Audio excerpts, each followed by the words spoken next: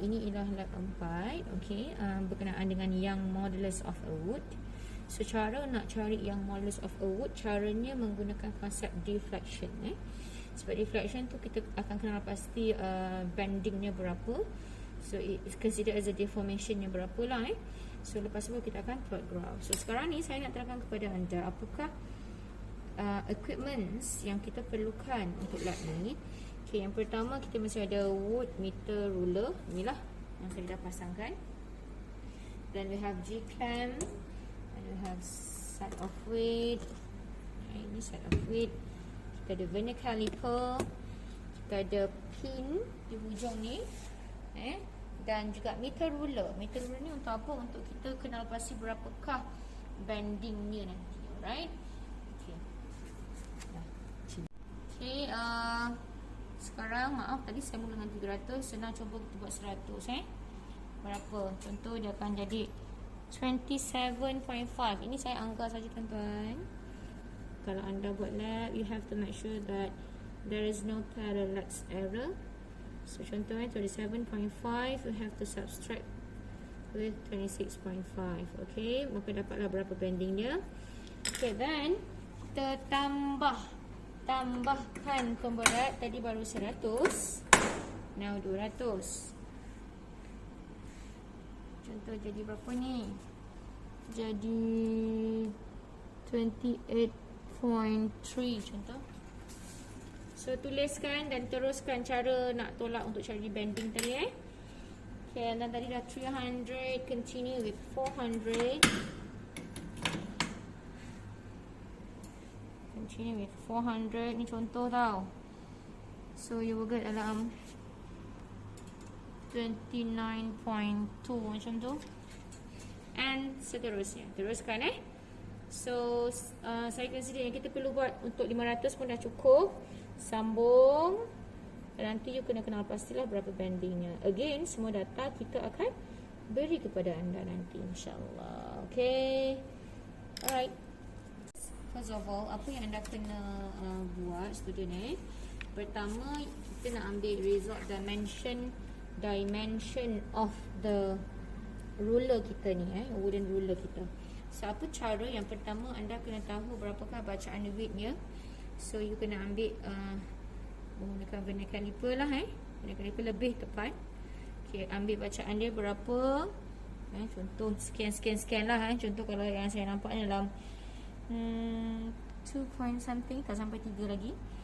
Okay, and then after that nak buat apa juga? Nak ambil thickness dia, ketebalan dia, ketebalan of the ruler. Okay, so kalau you perhatikan dalam table, kita minta anda ambil 3 kali. Kerana apa? Kerana lebih tepat. Itu saja sebenarnya. So data nanti kami akan berikan kepada anda. So first you measure the width and thickness. Yang kemudian yang kedua, untuk eksperimen A, we have 2 experiments. The first one is kita variationkan bending with load. Maksudnya kita ubah load dia tuan-tuan. Nampak mass di sini kita ubah mass ni sentiasa. So satu keping ini 50 gram. Right? So kita akan buat langganaan 100 100, 200, 300, 400, 500 gram. Lama. Oh, but before that, maaf, lupa nak terangkan tuan-tuan bila kita manipulasikan mass, so ada benda yang kita kena constantkan dia, ada benda yang kita kena malarkan dia. So apa yang kita nak malarkan? Yang kita nak malarkan ialah rod length. So rod length ni kita ambil 50 cm. Sebab tu saya dah clamp dia dekat 50 So rod length kita ambil 50 cm.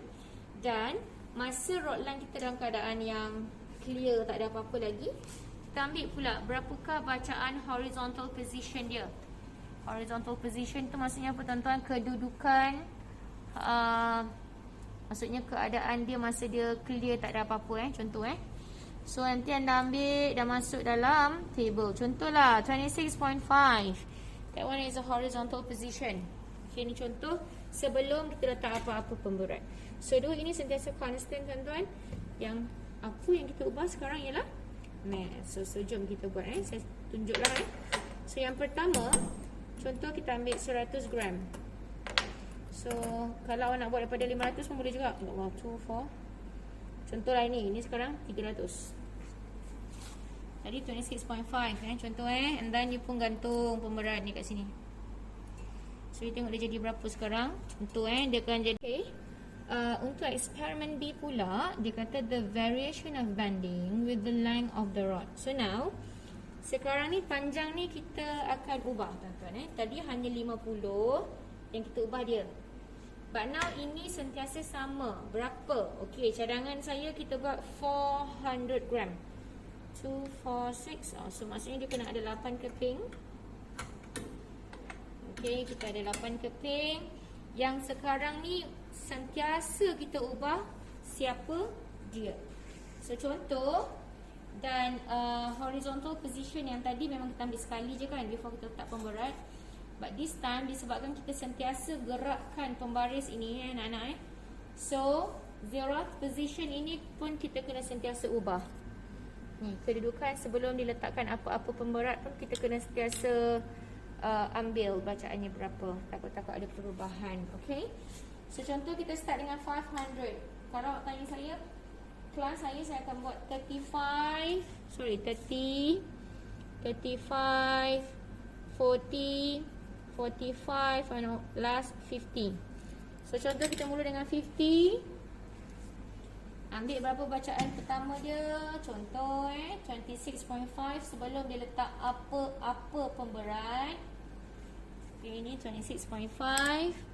Bending position ialah selepas kita letakkan pemberat di hujung dan dia akan bending, tengok kat mana bacaannya. Contohlah 29.5. Nak saya bagi contoh sebab permukaan saya ni tak rata.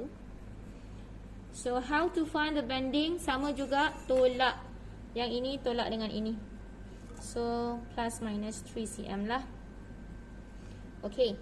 And then apa yang kita nak kena buat untuk eksperimen, untuk seterusnya bacaan data seterusnya, you kena longgarkan clamp ni tuan-tuan.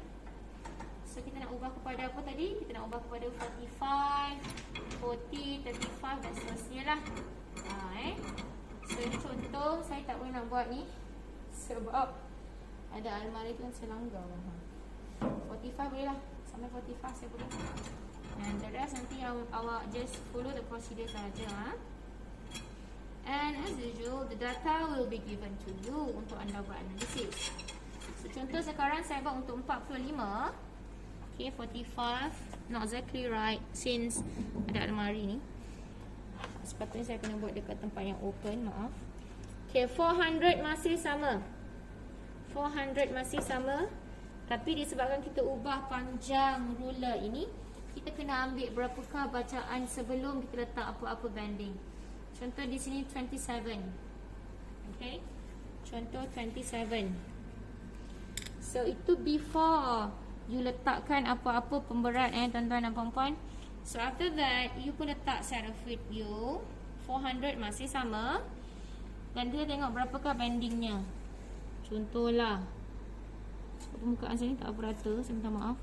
Okay, you ambil bacaannya dan nanti letakkan berapakah bacaannya di sini, di kolom bending. So after that, you tolak untuk dapatkan bacaan bendingnya berapa. And you proceed untuk length-length yang seterusnya. Maksudnya kena buka G-clamp, tukar kepada 40, buka lagi G-clamp, tukar kepada 35 and 30. Alright, so itu sahaja untuk lab yang keempat. And after this, after you dapat semua data yang kita akan berikan, you have to plot the graph, you have to calculate the Young modulus, and nanti after that baru kita compare dengan theoretical value. Alright, thank you.